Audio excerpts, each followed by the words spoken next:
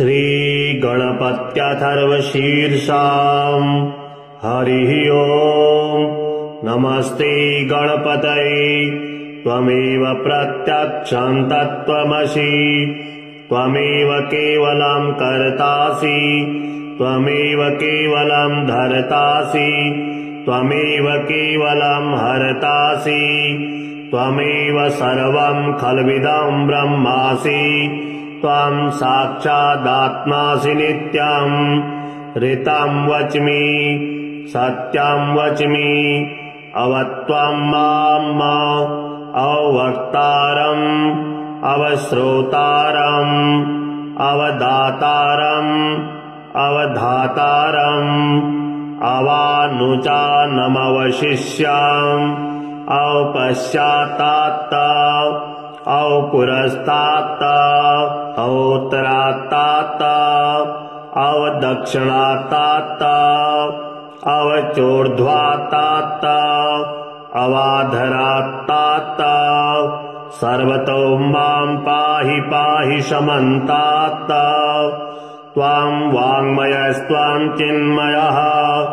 त्वमानन्दमयस्त्वं ब्रह्ममयः। त्वां सच्चिदानन्दादितीयोऽसि, त्वां प्रत्यक्षं ब्रह्मासि, त्वां ज्ञानमयो विज्ञानमयोऽसि। सर्वं जगदिदं तत्तो जायते, सर्वं जगदिदं त्वत्तिष्ठति, सर्वं जगदिदं त्वयि लयमेष्यति, सर्वं जगदिदं त्वयि प्रत्येति। त्वं भूमिरापो नलो नीलो नभः, त्वं चत्वारि वाक्पदानि, त्वं गुणत्रयातीतः, त्वं अवस्थात्रयातीतः, त्वं देहत्रयातीतः, त्वं कालत्रयातीतः, त्वं मूलाधारस्थितोऽसि नित्यं, त्वं शक्तित्रयात्मकः। त्वां योगिनो ध्यायन्ति नित्यं, त्वं ब्रह्मा त्वं विष्णुस्त्वं रुद्रस्त्वं इन्द्रस्त्वं अग्निस्त्वं वायुस्त्वं सूर्यस्त्वं चन्द्रमास्त्वं ब्रह्म भूर्भुवः स्वरूं। गणादिं पूर्वमुच्चार्य वर्णादि तदनन्तरम् अनुस्वारः परतरः अर्धेन्दुलसितं तारेण ऋद्धम् एतत्तौ मनुष्वरूपम्। गकारः पूर्वरूपम्, अकारो मध्यमरूपम्, अनुस्वारः शान्तरूपम्, बिन्दरुत्तररूपम्, नादः सन्धानम्, संहिता सन्धिः। सैषा गणेशविद्या गणकऋषिः निसृगायत्री छन्दः। गणपतिर्देवता। ॐ गणपतये नमः। एकदन्ताय विद्महे वक्रतुण्डाय धीमहि तन्नो दन्तिः प्रचोदयात्। एकदन्तं चतुर्हस्तं पाशमङ्कुशधारिणम् अभयं च वरदं हस्तैर्बिभ्राणामूषकध्वजम् रक्तं लम्बोदरं शूर्पा कर्णकं रक्तवाससां रक्तगन्धानुलिप्ताङ्गं रक्तपुष्पेषु पूजितं भक्तानुकम्पिनं देवं जगत्कारणमच्युतम्। आविर्भूतं च सृष्ट्यादौ प्रकृतेः पुरुषात्परम् एवं ध्यायति यो नित्यं स योगी योगिनां वरः। नमो व्रातपतये नमो गणपतये नमः प्रमथपतये नमस्ते सुलम्बोदराय एकदन्ताय विघ्ननाशिने शिवसुताय श्रीवरदमूर्तये नमो नमः। एतद् अथर्वशीर्षाम् योधीते सा ब्रह्म भूयाय कल्पते सा सर्वतः सुखमेधते स सर्वविघ्नेन बाध्यते स पञ्चमहापापात् प्रमुच्यते सायमधीयानो दिवसकृतं पापं नाशयति प्रातर्धीयानो रात्रिकृतं पापं नाशयति सायं प्रातः प्रयुञ्जानो अपापो भवति सर्वत्राधीयानो पविघ्नो भवति धर्मार्थकाममोक्षं च विन्दति इदम् अथर्वशीर्षमशिष्याय न देयम् यो यदि मोहाद्दास्यति स पापीयान् भवति सहस्रावर्तनात् यं क्यं कामधीते तं तमनेन साधयेत् अनेन गणपति विषिञ्चति सवाग्मी भवति चतुर्था मनस्नन् जपति स विद्यावान् भवति स यशोवान् भवति इत्यथर्ववाक्यम् ब्रह्माद्यावरणं विद्यात् न बिभेति कदाचनेति यो दुर्वान् कुरेर्यजति स वै श्रवणोपमो भवति यो लाजिर्यजति स यशोवान् भवति स मेधावान् भवति यो मोदकसहस्रेण यजति स वाञ्छितफलमवाप्नोति यः साज्यसमेभिर्यजति स सर्वं लभते स सर्वं लभते अष्टौ ब्राह्मणान् सम्यग्राहित्वा सूर्यवर्चस्वी भवति सूर्यग्रहे महानद्याम् प्रतिमा सन्निधौ वा जपत्वा सिद्धमन्त्रो भवति महाविघ्नात् प्रमुच्यते महादोषात् प्रमुच्यते महापापात् प्रमुच्यते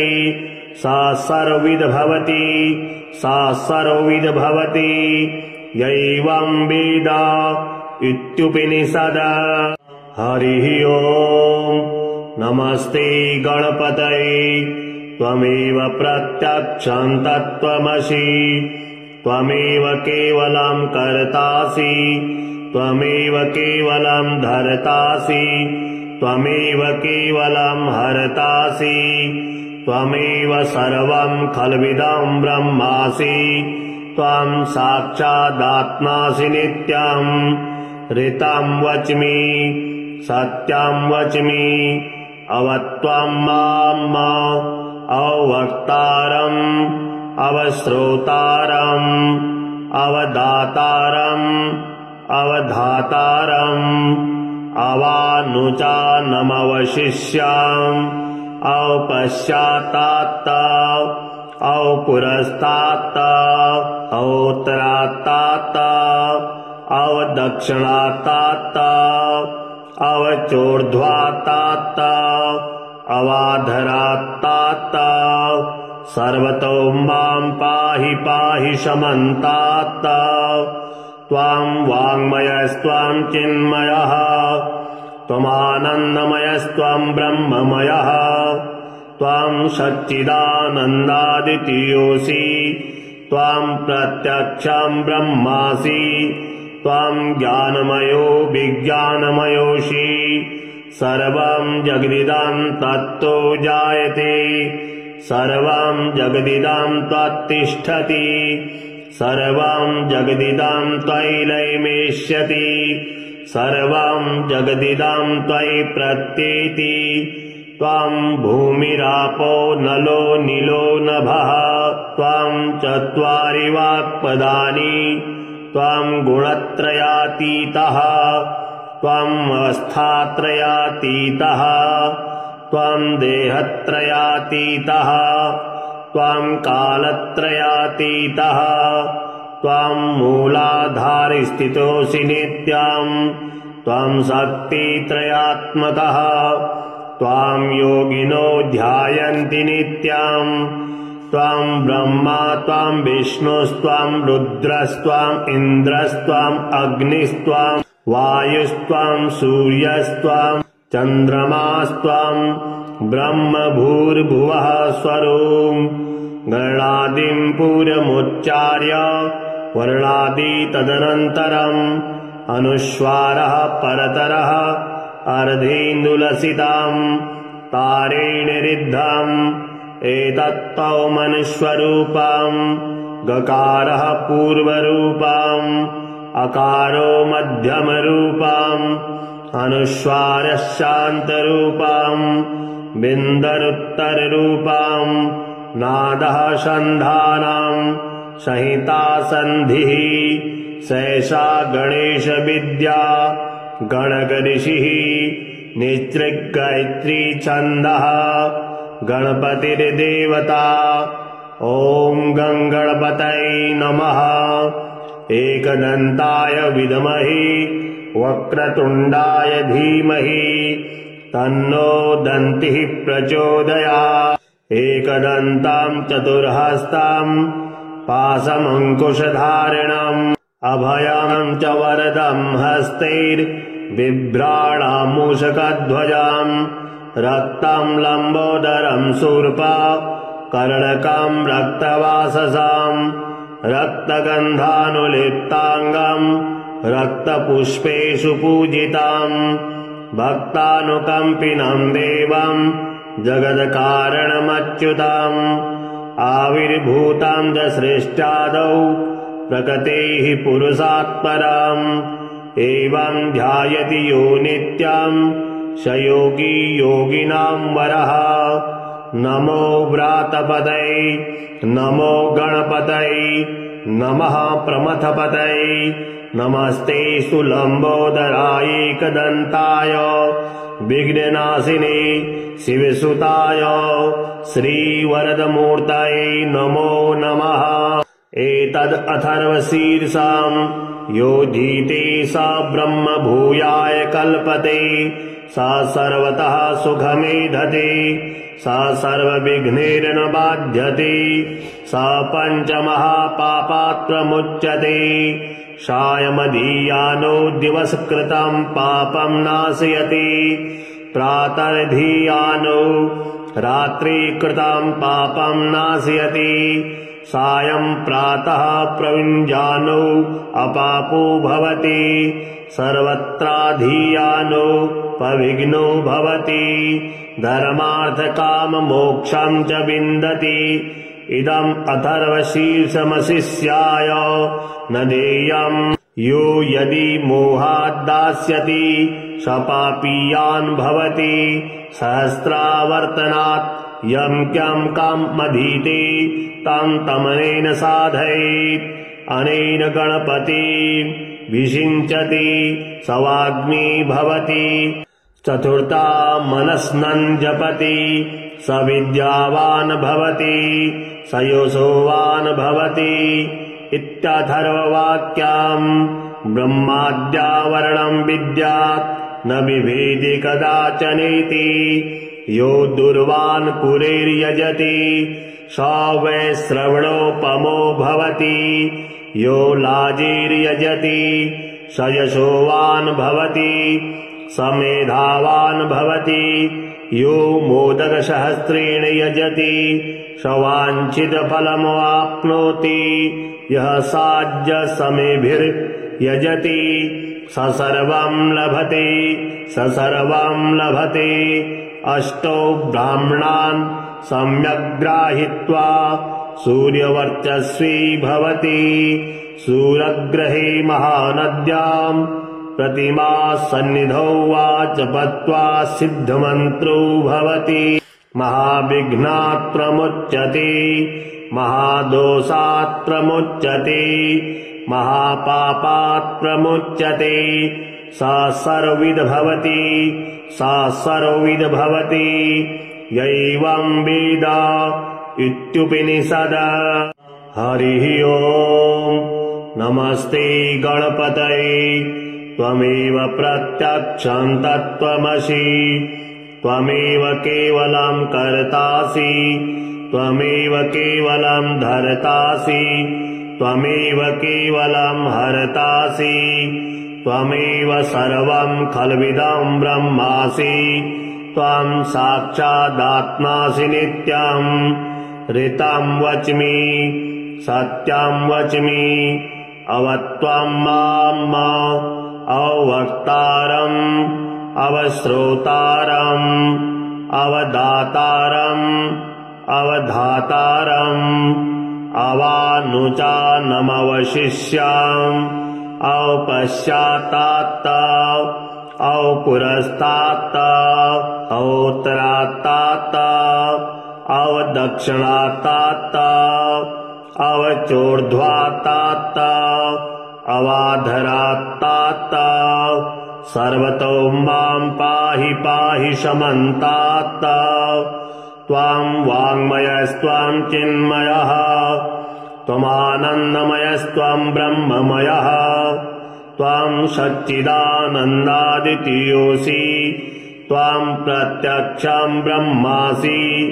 त्वाम् ज्ञानमयो विज्ञानमयोऽसि सर्वम् जगदिदम् तत्तो जायते सर्वम् जगदिदम् त्वत्तिष्ठति सर्वम् जगदिदम् त्वयि लयमेष्यति सर्वम् जगदिदम् त्वयि प्रत्येति त्वाम् भूमिरापो नलो नीलो नभः त्वाम् चत्वारि वाक्पदानि त्वाम् गुणत्रयातीतः त्वाम् अवस्थात्रयातीतः त्वाम् देहत्रयातीतः त्वाम् कालत्रयातीतः त्वाम् मूलाधारस्थितोऽसि नित्यम् त्वाम् शक्तित्रयात्मकः त्वाम् योगिनो ध्यायन्ति नित्यम् त्वाम् ब्रह्मा त्वाम् विष्णुस्त्वाम् रुद्रस्त्वाम् इन्द्रस्त्वाम् अग्निस्त्वाम् वायुस्त्वाम् सूर्यस्त्वाम् चन्द्रमास्त्वाम् ब्रह्म भूर्भुवः स्वरूम् गणादिम् पूर्वमुच्चार्य वर्णादि तदनन्तरम् अनुस्वारः परतरः अर्धेन्दुलसिताम्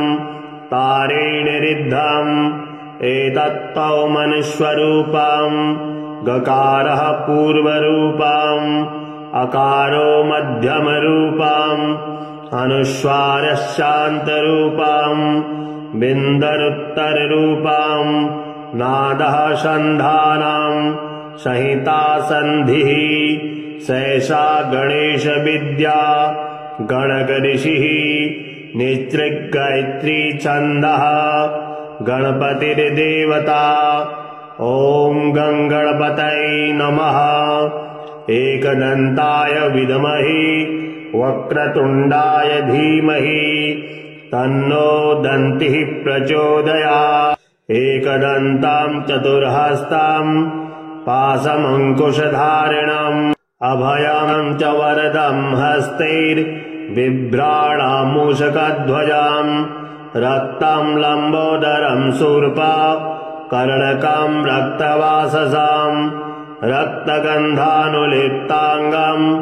रक्तपुष्पेषु पूजिताम् भक्तानुकम्पिनम् देवम् जगत्कारणमच्युताम् आविर्भूताम् च सृष्ट्यादौ प्रकृतेः पुरुषात्पराम् एवम् ध्यायति यो नित्यम् स योगी योगिनाम् वरः नमो व्रातपतये नमो गणपतये नमः प्रमथपतये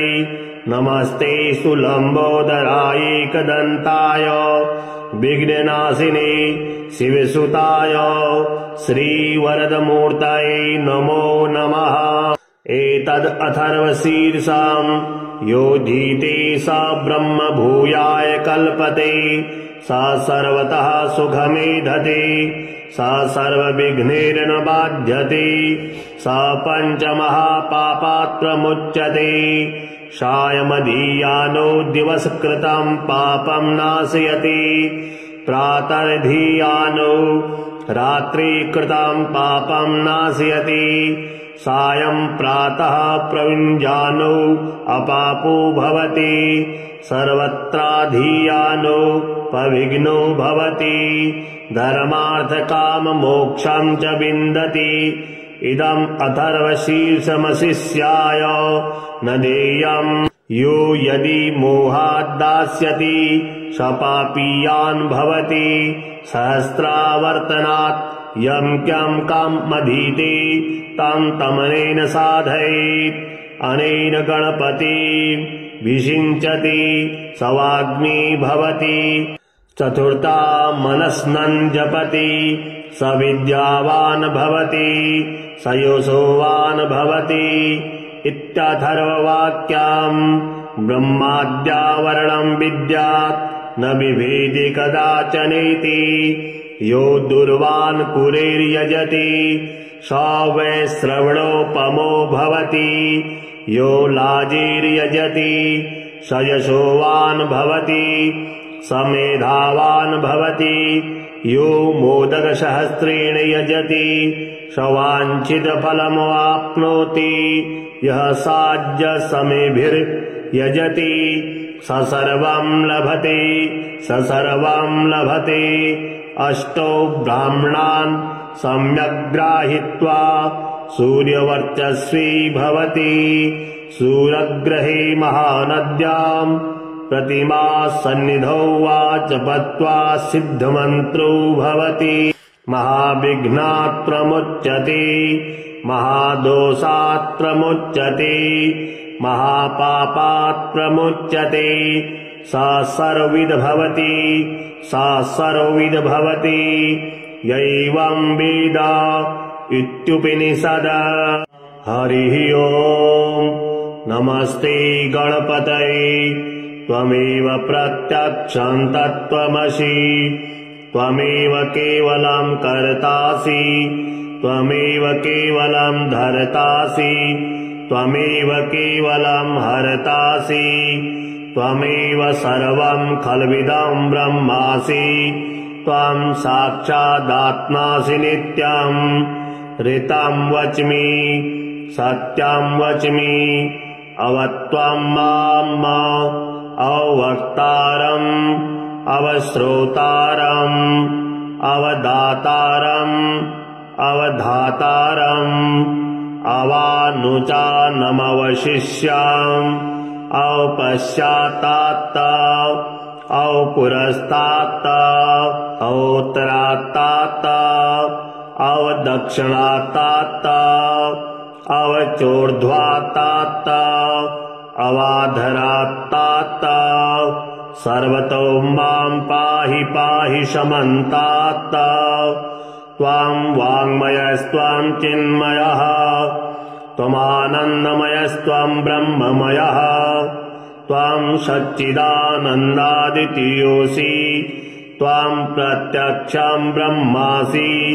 त्वां ज्ञानमयो विज्ञानमयोऽसि सर्वं जगदिदं तत्तो जायते सर्वं जगदिदं त्वत्तिष्ठति सर्वं जगदिदं त्वयैलयमेष्यति सर्वं जगदिदं त्वयि प्रत्येति त्वं भूमिरापो नलो नीलो नभः त्वं चत्वारि वाक्पदानि त्वं गुणत्रयातीतः त्वम् अवस्थात्रयातीतः त्वं देहत्रयातीतः त्वं कालत्रयातीतः त्वं मूलाधारस्थितोऽसि नित्यं त्वं शक्तित्रयात्मकः त्वां योगिनो ध्यायन्ति नित्यं त्वं ब्रह्मा त्वं विष्णुस्त्वं रुद्रस्त्वम् इन्द्रस्त्वम् अग्निस्त्वं वायुस्त्वं सूर्यस्त्वं चन्द्रमास्त्वं ब्रह्म भूर्भुवः स्वरूपं गणादिं पूर्वमुच्चार्य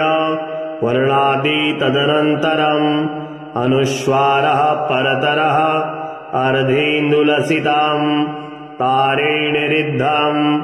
एतत्तौ मनुष्वरूपम् गकारः पूर्वरूपम् अकारो मध्यमरूपम् अनुस्वारः शान्तरूपम् बिन्दरुत्तररूपम् नादः सन्धानम् संहिता सन्धिः सैषा गणेशविद्या गणगऋषिः निसृग्गायत्री छन्दः गणपतिर्देवता ॐ गङ्गणपतये नमः। एकदन्ताय विद्महे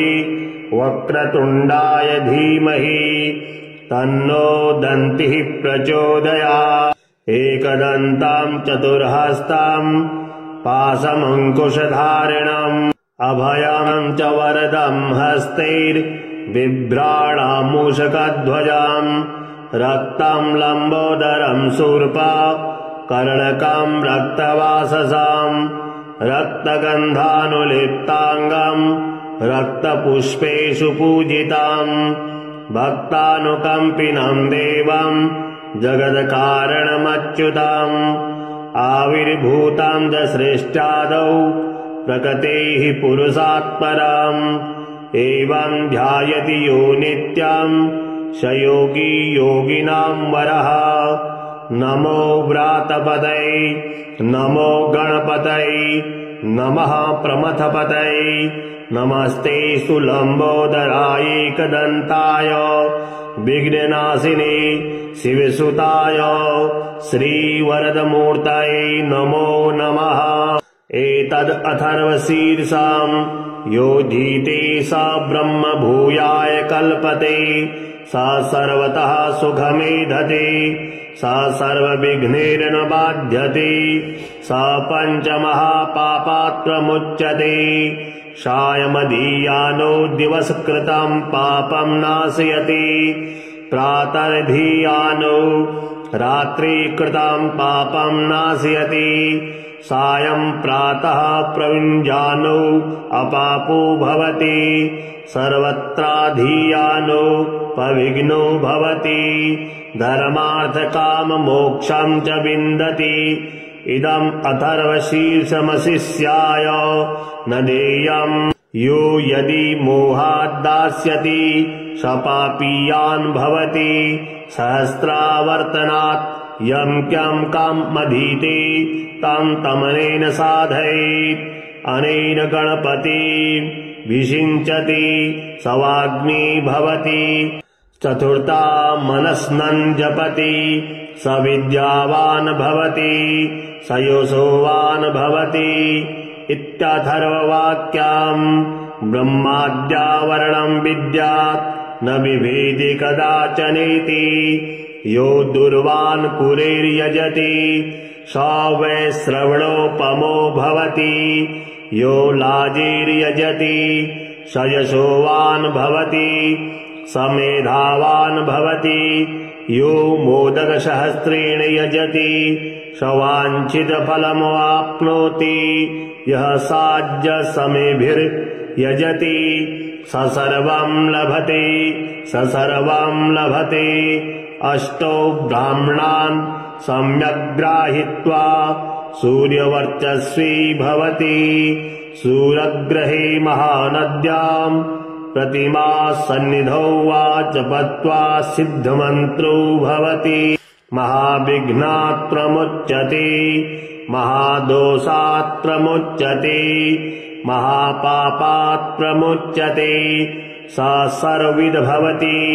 सा सर्वविद भवति यैवं वेद इत्युपनिषद। हरिः ओम् नमस्ते गणपतये त्वमेव प्रत्यक्षं तत्त्वमसि त्वमेव केवलं कर्तासि त्वमेव केवलं धर्तासि त्वमेव केवलं हर्तासि त्वमेव सर्वं खल्विदं ब्रह्मासि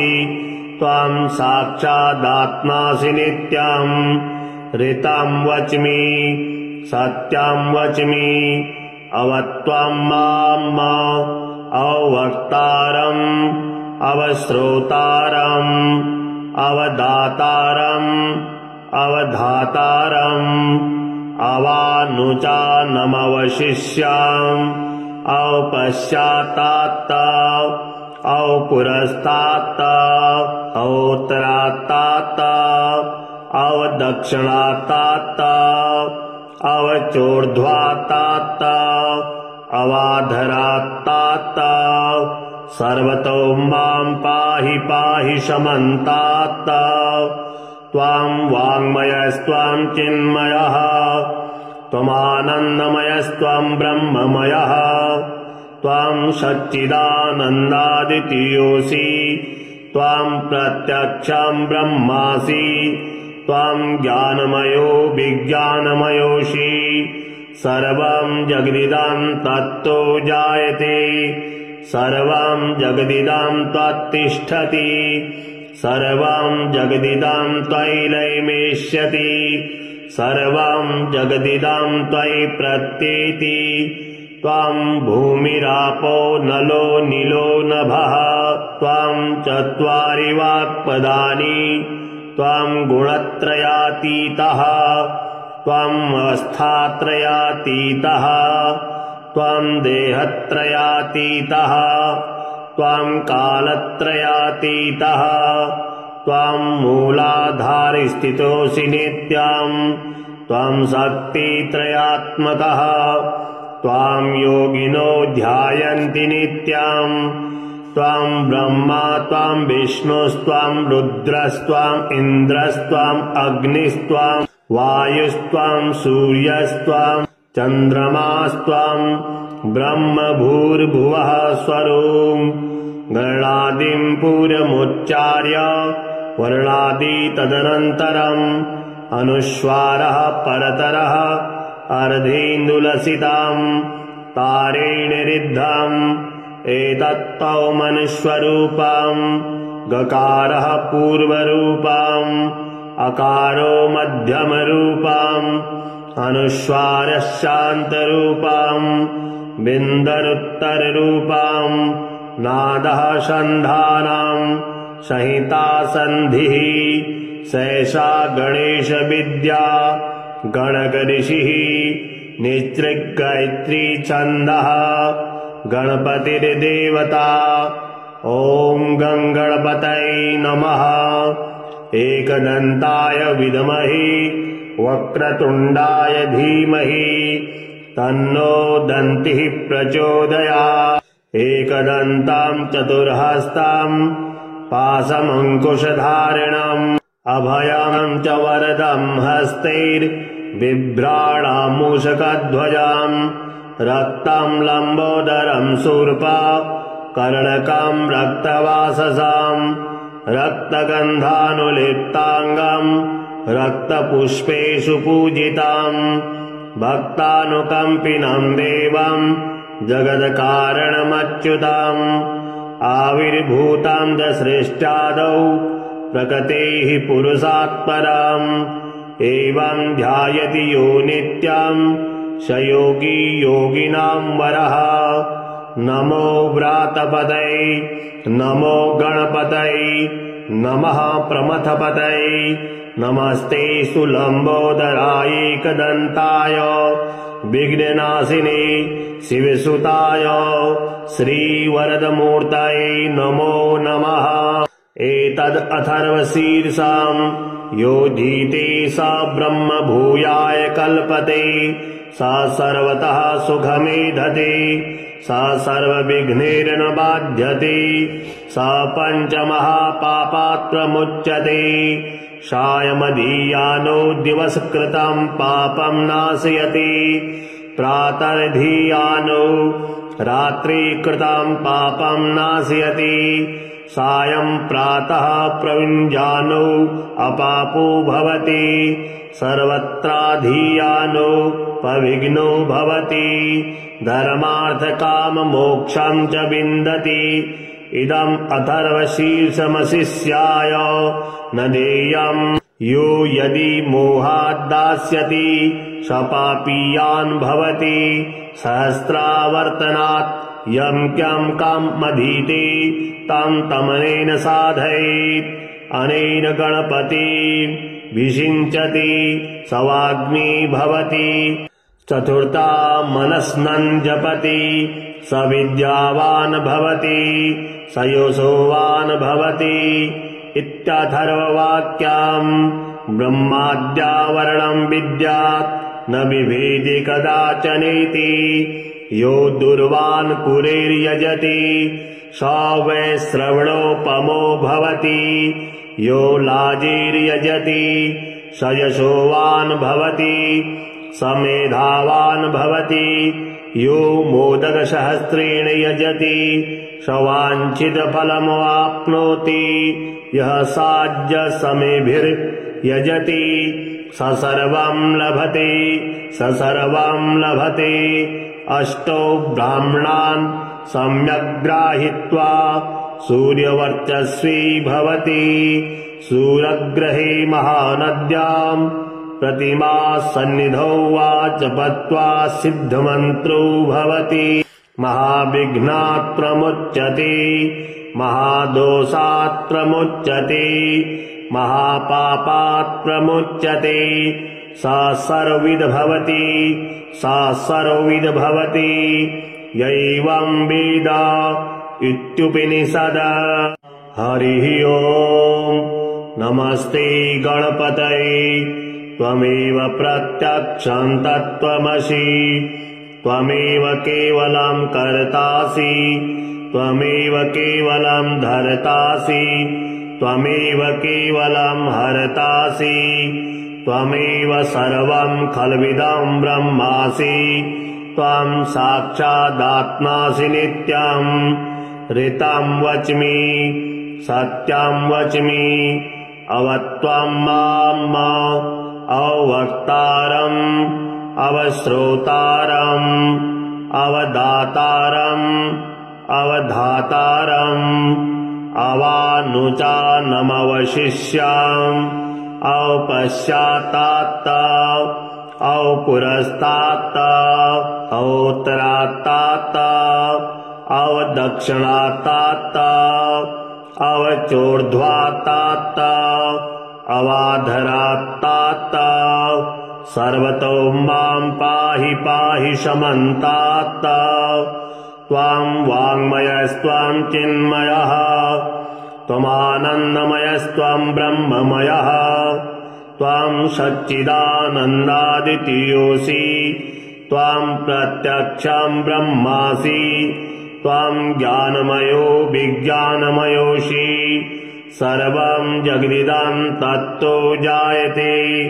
सर्वं जगदिदं त्वत्तिष्ठति सर्वं जगदिदं त्वयि लयमेष्यति सर्वं जगदिदं त्वयि प्रत्येति त्वं भूमिरापो नलो नीलो नभः त्वं चत्वारि वाक्पदानि त्वं गुणत्रयातीतः त्वं अवस्थात्रयातीतः त्वं देहत्रयातीतः त्वं कालत्रयातीतः त्वं मूलाधारस्थितोऽसि नित्यम् त्वं शक्तित्रयात्मकः त्वां योगिनो ध्यायन्ति नित्यम् त्वां ब्रह्मा त्वां विष्णुस्त्वां रुद्रस्त्वां इन्द्रस्त्वां अग्निस्त्वां वायुस्त्वां सूर्यस्त्वां चन्द्रमास्त्वां ब्रह्म भूर्भुवः स्वरूं गणादिं पूर्वमुच्चार्य वर्णादि तदनन्तरम् अनुस्वारः परतरः अर्धेन्दुलसिताम् तारेण रिद्धम् एतत्तौ मनुष्यरूपम् गकारः पूर्वरूपम् अकारो मध्यमरूपम् अनुस्वारः शान्तरूपम् बिन्दरुत्तररूपम् नादः सन्धानाम् संहिता सन्धिः सैषा गणेशविद्या गणकऋषिः निसृग्गायत्री छन्दः गणपतिर्देवता ॐ गणपतये नमः एकदन्ताय विद्महे वक्रतुण्डाय धीमहि तन्नो दन्तिः प्रचोदयात् एकदन्तां चतुर्हस्तां पाशमङ्कुशधारिणम् अभयं च वरदं हस्तैर्बिभ्राणामूषकध्वजाम् रक्तं लम्बोदरं शूर्पा कर्णकं रक्तवाससाम् रक्तगन्धानुलिप्ताङ्गम् रक्तपुष्पेषु पूजिताम् भक्तानुकम्पिनं देवं जगत्कारणमच्युतम् आविर्भूतं च सृष्ट्यादौ प्रकृतेः पुरुषात्परम् एवं ध्यायति यो नित्यं स योगी योगिनां वरः नमो व्रातपतये नमो गणपतये नमः प्रमथपतये नमस्ते सुलम्बोदराय एकदन्ताय विघ्ननाशिने शिवसुताय श्रीवरदमूर्तये नमो नमः एतद् अथर्वशीर्षां योधीते स ब्रह्म भूयाय कल्पते स सर्वतः सुखमेधते स सर्वविघ्नैर्न बाध्यते स पञ्चमहापापात्प्रमुच्यते सायमधीयानो दिवसकृतं पापं नाशयति प्रातर्धीयानो रात्रिकृतं पापं नाशयति सायं प्रातः प्रयुञ्जानो अपापो भवति सर्वत्राधीयानो पविघ्नो भवति धर्मार्थकाममोक्षं च विन्दति इदम् अथर्वशीर्षमशिष्याय न देयम् यो यदि मोहाद्दास्यति स पापीयान् भवति सहस्रावर्तनात् यं क्यं कामधीते तं तमनेन साधयेत् अनेन गणपति विषिञ्चति सवाग्मी भवति चतुर्था मनस्नन् जपति स विद्यावान् भवति स यशोवान् भवति इत्यथर्ववाक्यम् ब्रह्माद्यावरणं विद्यात् न बिभेति कदाचनेति यो दुर्वान् कुरेर्यजति स वै श्रवणोपमो भवति यो लाजिर्यजति स यशोवान् भवति स मेधावान् भवति यो मोदकसहस्रेण यजति स वाञ्छितफलमवाप्नोति यः साज्यसमेभिर्यजति स सर्वं लभते स सर्वं लभते अष्टौ ब्राह्मणान् सम्यग् सूर्यवर्चस्वी भवति सूर्यग्रहे महानद्यां प्रतिमा सन्निधौ वा जपत्वा सिद्धमन्त्रो भवति महाविघ्नात् प्रमुच्यते महादोषात् प्रमुच्यते महापापात् प्रमुच्यते सा सर्वविद भवति सा सर्वविद भवति यैवं वेद इत्युपनिषद हरिः ओम् नमस्ते गणपतये त्वमेव प्रत्यक्षं तत्त्वमसि त्वमेव केवलं कर्तासि त्वमेव केवलं धर्तासि त्वमेव केवलं हरतासि त्वमेव सर्वं खल्विदं ब्रह्मासि त्वं साक्षादात्मासि नित्यं ऋतं वच्मि सत्यं वच्मि अवत्वं माम् अवक्तारम् अवश्रोतारम् अवदातारम् अवधातारम् अवानुचानमवशिष्याम् औपश्चात्तात् औपुरस्तात् औत्तरात्तात् अवदक्षिणात्तात् अवचोर्ध्वात्तात् अवाधरात्तात् सर्वतो मां पाहि पाहि समन्तात् त्वां वाङ्मयस्त्वां चिन्मयः त्वमानन्दमयस्त्वं ब्रह्ममयः त्वां सच्चिदानन्दादितीयोऽसि त्वां प्रत्यक्षं ब्रह्मासि त्वां ज्ञानमयो विज्ञानमयोऽसि सर्वं जगदिदं तत्तो जायते सर्वं जगदिदं त्वत्तिष्ठति सर्वं जगदिदं त्वयि लयमेष्यति सर्वं जगदिदं त्वयि प्रत्येति त्वाम् भूमिरापो नलो नीलो नभः त्वाम् चत्वारि वाक्पदानि त्वाम् गुणत्रयातीतः त्वाम् अवस्थात्रयातीतः त्वाम् देहत्रयातीतः त्वाम् कालत्रयातीतः त्वाम् मूलाधारस्थितोऽसि नित्यम् त्वाम् शक्तित्रयात्मकः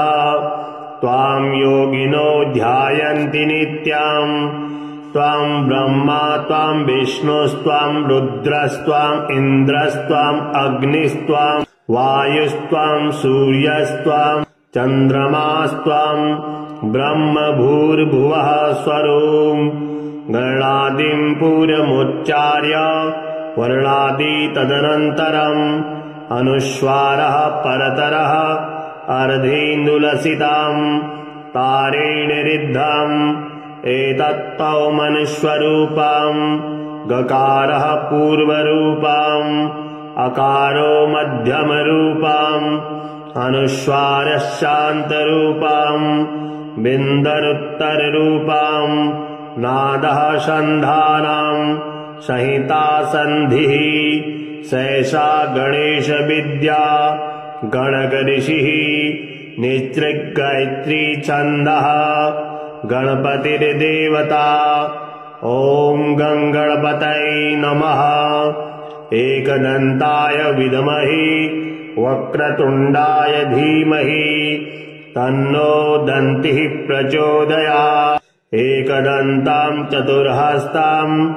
पाशमङ्कुशधारिणम् अभयम् च वरदम् हस्तैर्बिभ्राणामूषकध्वजाम् रक्तम् लम्बोदरम् शूर्पा कर्णकम् रक्तवाससाम् रक्तगन्धानुलिप्ताङ्गम् रक्तपुष्पेषु पूजिताम् भक्तानुकम्पिनम् देवम् जगत्कारणमच्युताम् आविर्भूताम् च सृष्ट्यादौ प्रकृतेः पुरुषात्पराम् एवम् ध्यायति यो नित्यम् स योगी योगिनाम् वरः नमो व्रातपतये नमो गणपतये नमः प्रमथपतये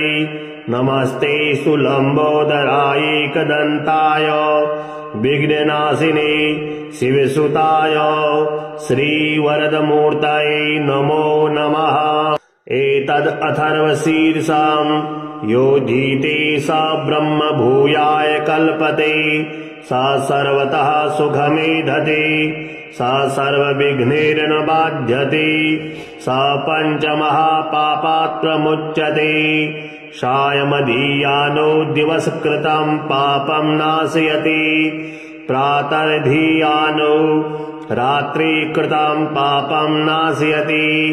सायम् प्रातः प्रयुञ्जानो अपापो भवति सर्वत्राधीयानो पविघ्नो भवति धर्मार्थकाममोक्षम् च विन्दति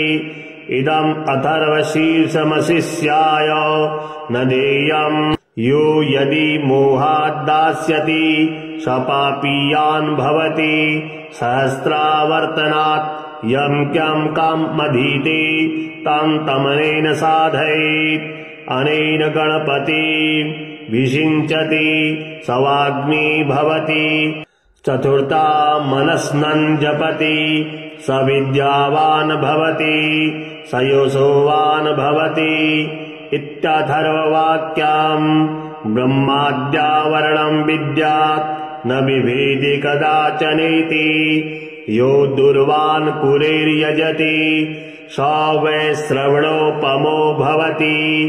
यो लाजिर्यजति स यशोवान् भवति स मेधावान् भवति यो मोदकसहस्रेण यजति स वाञ्छितफलमवाप्नोति यः साज्यसमेभिर्यजति स सर्वम् लभते स सर्वम् लभते अष्टौ ब्राह्मणान् सम्यग्राहित्वा सूर्यवर्चस्वी भवति सूर्यग्रहे महानद्याम् प्रतिमा सन्निधौ वा जपत्वा सिद्धमन्त्रो भवति। महाविघ्नात् प्रमुच्यते, महादोषात् प्रमुच्यते, महापापात् प्रमुच्यते। स सर्वविद् भवति, स सर्वविद् भवति। यैवं वेद इत्युपनिषद।